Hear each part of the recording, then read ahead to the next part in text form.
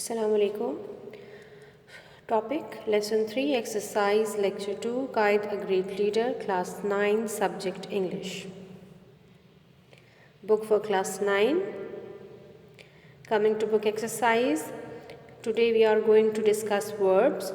Which of the three sentences containing a modal auxiliary verb has the same meaning as the original one? To understand this exercise, to do this exercise, first of all we will discuss verbs. So what the verbs are? Verb. A word that tells something about the activity of a person or thing is called a verb. For example, Anwar writes, she cooks, they laugh. So writes, cooks, laugh. These are verbs. A word that tells something about the activity and action word of a person or a thing is called a verb. For example, writes, cooks, laugh. These are the kinds of verbs. Now coming to auxiliary verbs. What are auxiliary verbs? Auxiliary verbs are commonly known as helping verbs. There are two types of auxiliary verbs. Primary auxiliary verbs, modal auxiliary verbs. Now coming to primary auxiliary verbs.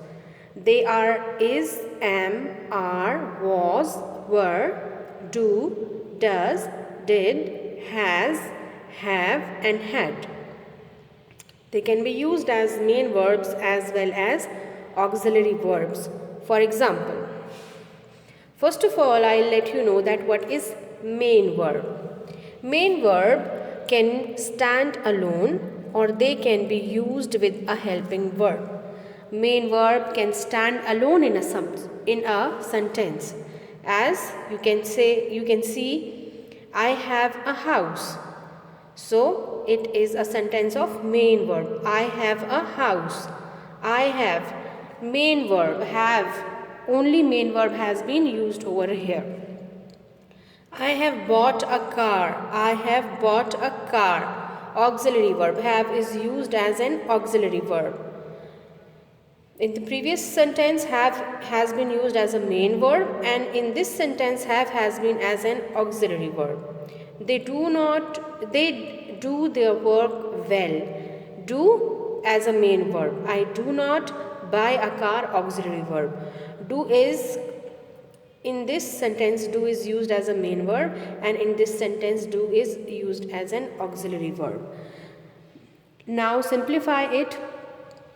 A sentence or a sentence having any kind of is, am, are, was, were, do, did, has, these kind of helping verb, it is called auxiliary verb.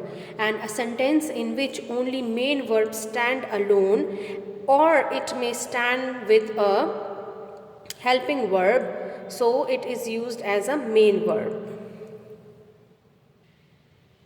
Now coming to modal auxiliary verb. Modal auxiliary verbs are used with another verbs to lend special meaning or moods to the sentence. They are shall, should, will, would, can, could, may, might, must, ought to, used to and dare. So it was all about verbs. Verbs have auxiliary verbs and modal auxiliary verbs. Auxiliary verbs are is, am, are, was, were, have or had. And modal auxiliary verbs are shall, should, will, would, can, could, may, might, must, ought to, used to. Now coming back to our exercise. Now what we do? Which of the three sentences containing a modal auxiliary verb has the same meaning as the original one? Now we have found modal auxiliary verb. So modal auxiliary verbs were will, would, may, might, can, could, ought to. These all were used as modal auxiliary verb. The first statement is they are able to speak well. They are able. Now which modal auxiliary verb show the ability? They can speak, options are they can speak English well, they may speak English well, they must speak English well. So they can means कर सकना, may means शायद, गालिबन, must means लाजमी. So a modal auxiliary verb which can show the ability is can.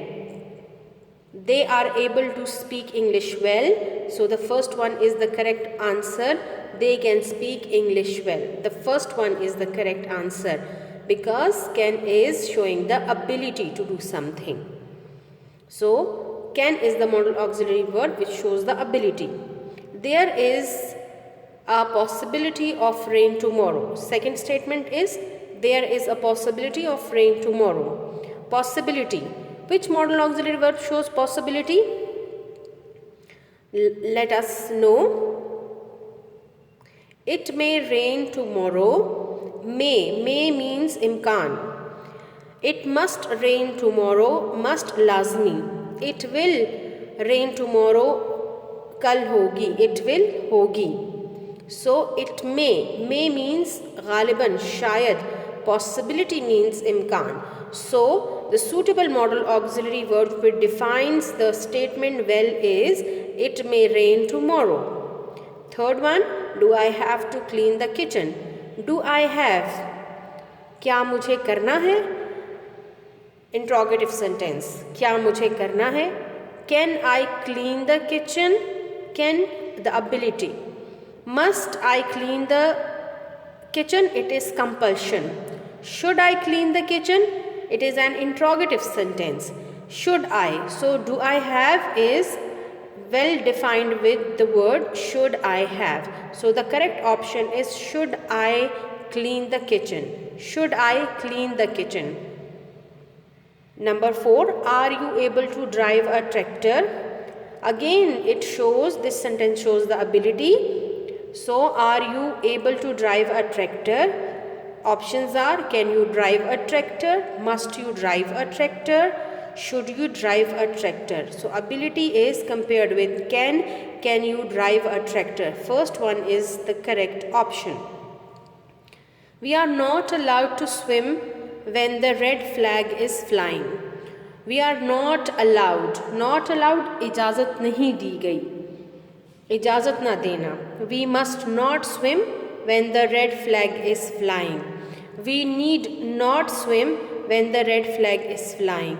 We should not swim when the red flag is flying. So the correct option is we must not swim when the red flag is flying. We are not allowed, मना किया गया है, लाजमी करार दिया गया है कि नहीं जाना. So must not, लाजमी है कि वहाँ पे swim ना करें. So the first option is correct one. We must not swim when the red flag is flying. Now coming to next exercise. What do you understand by the following phrases? Explain. These are some phrases which are taken from your textbook, and now you have to explain these phrases. The cheers and tears of joy.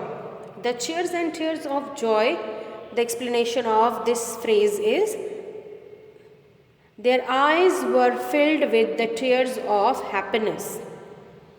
Far from well. He was very ill, had become a nation, had got independence. Enemy of today may be friend of tomorrow. Today's enemy might be a friend someday. Now coming to activity work.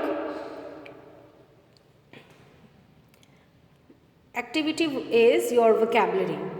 Find the meaning of the following words from the dictionary and identify the part of speech the word through abbreviation used.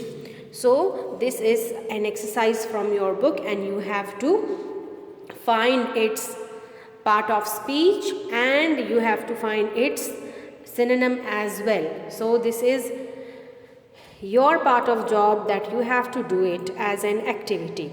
Now the next one is consult a treasurers and find out the antonym of the following. Antonym means opposite meaning, having opposite meaning. So you have, first of all, you have to find the antonym of these words. This is your activity and you have to do it on your book. Thank you.